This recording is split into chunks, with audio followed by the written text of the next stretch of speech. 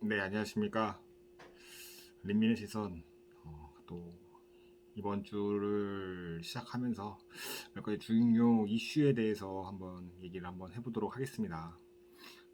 첫 번째는 고용 지표를 70만으로 예상을 했는데 막상 실상 열어보니 23만 명밖에 나오지 않았다. 라는 건 조금 많이 이상하다라고 저는 생각이 좀 들었습니다.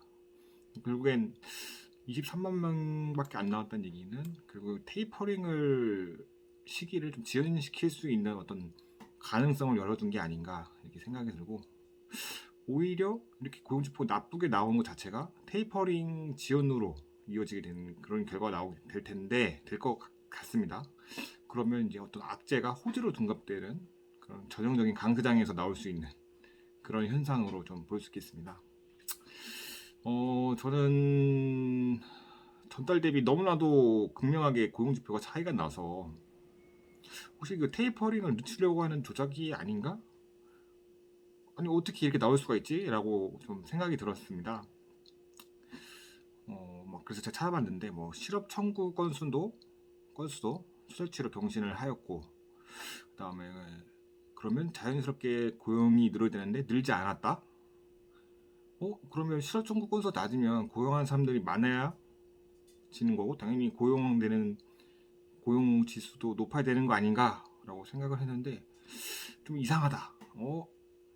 실업 청구 건수는 최저치인데 고용이 더 최고치가 되어야 되는 게 정상이지 않나, 이런 고민을 좀 일반적인 상식선에서 고민을 했었는데, 결국 이제 연준이 이 데이터를 조작을 해서 어떤 돈을 풀기 위한 명분을 만들려고 하는 것이 아닌가, 이런 음모론 또는 내피셜을 좀 가지게 되었습니다.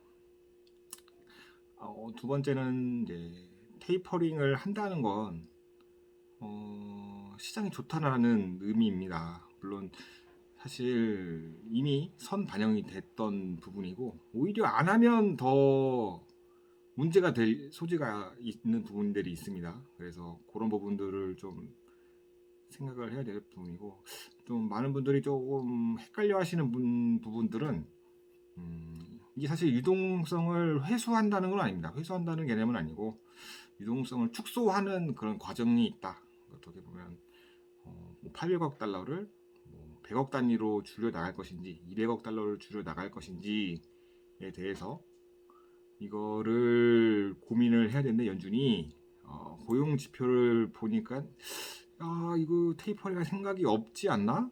이런 생각이 전 들었습니다. 그래서 9월 22일에 FOMC 때 테이퍼링 여부가 정확하게 명확하게 아마 연내 실행할 것인지 연내 실행하지 않을 것인지에 대해서 좀 명확하게 나오지 않을까. 그래서 사실 그렇기 때문에 불확실성입니다. 근데 제 의견은 연내는 좀 쉽지 않아 보인다. 그렇게 좀 생각이 듭니다. 세 번째는 미국 부채 한도 증액 협상인데, 사실 이거는 지금 파월 연준 말로는 물가 상승은 일시적이야. 봐봐, 고용 지표 또 낮게 나왔으니까 돈 더 풀어야 돼. 제가 말씀드린 연준의 돈 풀기 위한 명분 만들기. 과거에 지금 증액 협상은 98번 중에 98번 다 이루어졌습니다. 그래서 안 될 수도 있지 않냐, 99번째는 안 될 수도 있지 않냐라는 그런 것도 있을 수 있는데, 그렇게 된다면 미국이 셧다운 상황이 벌어지게 되고 전 세계 경제 대공황으로 좀 이어지는 그런 면들이 좀 있습니다. 안 됐을 경우에는. 그렇기 때문에 지금 공화당에서 반대를 하고 있지만 결국엔 협상을 할 것이다라는 게 중론입니다.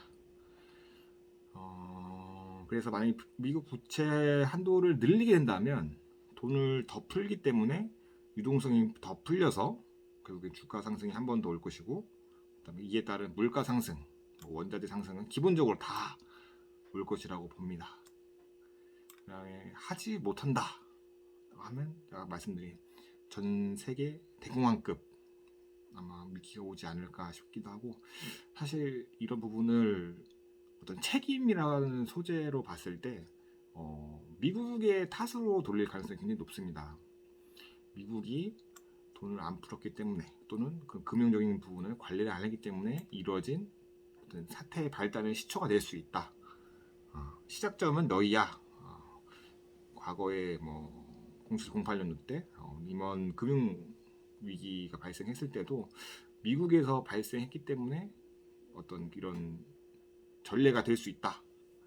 최근에 가장 큰 이슈라고 하면은, 그나마 위기라고 하면은 금융 위기인데, 금융 위기도 비슷하게 미국에서 나온 것처럼 이렇게 된다고 하면은 미국을 돌릴 탓을 만들게 됩니다. 그래서 미국은 전적으로 자신의 책임을 돌리는 걸 별로 좋지 않아 하는 그런 사례가 있었기 때문에, 아마도 여러모로 따져봤을 땐 결국엔 느릴 것이다. 하지만 이로 인해서 흔들리게 된다라고 하면은 어떻게 보면 저가로 살 수 있는 매수 기회이지 않나, 저는 그렇게 보고 있습니다.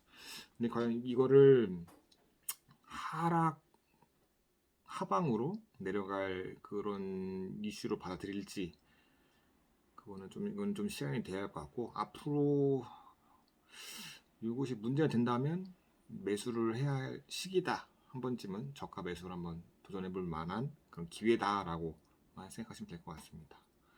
앞으로는 아직은 그때 예전 영상도 마찬가지지만 한 번 더 기회가 남아있지 않나, 아직 불씨는 남아있다라고 생각이 들고, 지금 불씨를 조금 지피는 좀 그런 과정이다 라고 보시면 될 것 같습니다.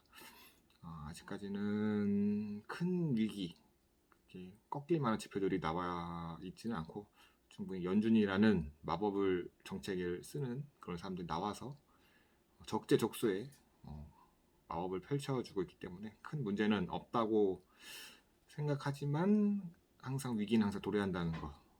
그래서 9월까지는 조금 조심하고 있다가 10월부터 조금 풀릴 것 같습니다. 그래서 중요 이슈들이 다 끝나기보다는 어느 정도 해결이 된다면 충분히 우리가 하반기, 내년 상반기에는 코스피 4천까지 노크를 하지 않을까, 이렇게 좀 긍정적으로 좀 보고 있습니다. 네, 이상 린민의 시선이었습니다. 감사합니다.